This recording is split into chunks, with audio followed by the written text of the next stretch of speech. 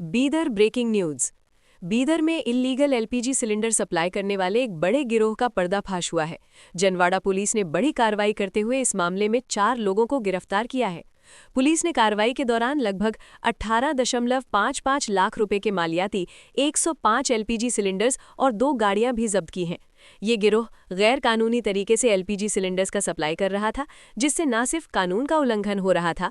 Police के मुताबिक आगे की तहकीकात जारी है और इस रैकेट से जुड़े और लोगों तक पहुंचने की कोशिश की जा रही है। स्टे ट्यून्ड, ये है सियासी समाचार। ದಿನಾಂಕ 16/3/2026 ಜನವಾಡ ಠಾಣೆಯ ಒಂದು ಸರಹದ್ದಿನಲ್ಲಿ ಒಂದು ಖಚಿತವಾದ ಮಾಹಿತಿ ಬಂದ ಮೇರೆಗೆ ಮಾನ್ಯ ಪ್ರದೀಪ್ ಗುಂಡಿ SP ಸಾಹೇಬರ ಮಾರ್ಗದರ್ಶನದಲ್ಲಿ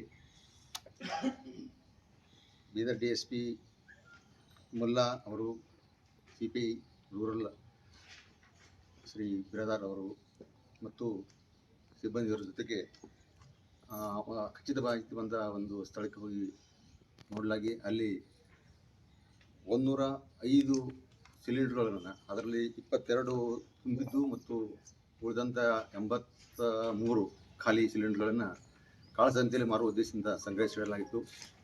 ಅದನ್ನು ರೇಡ್ ಮಾಡಿ ನಾವು 4 ಜನರನ್ನು ವಶಕ್ಕೆ ಪಡೆದುಕೊಂಡು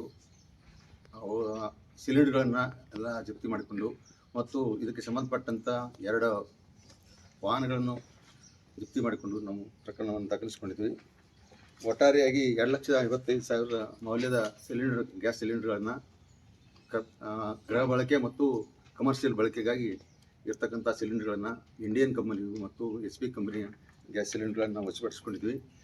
2 ವಾಹನಗಳನ್ನು ಕೂಡ ವಶಪಡಿಸ್ಕೊಂಡಿದ್ವಿ. ಒಟ್ಟು ವಾಹನಗಳು ಮತ್ತು ಸಿಲಿಂಡರ್ ಎಲ್ಲ ಸೇರಿ 19 ಲಕ್ಷ ರೂಪಾಯಿ ಮೌಲ್ಯದ ವಸ್ತುಗಳನ್ನು ನಾವು ವಶಪಡಿಸ್ಕೊಂಡಿದ್ವಿ ಮತ್ತು ತಪ್ಪಿತಸ್ಥರ ಮೇಲೆ ನಾವು ಕೇಸ್ ರಿಜಿಸ್ಟರ್ ಮಾಡಿ ಅವ್ರ ಬಗ್ಗೆ ನಾವು ಕ್ರಮ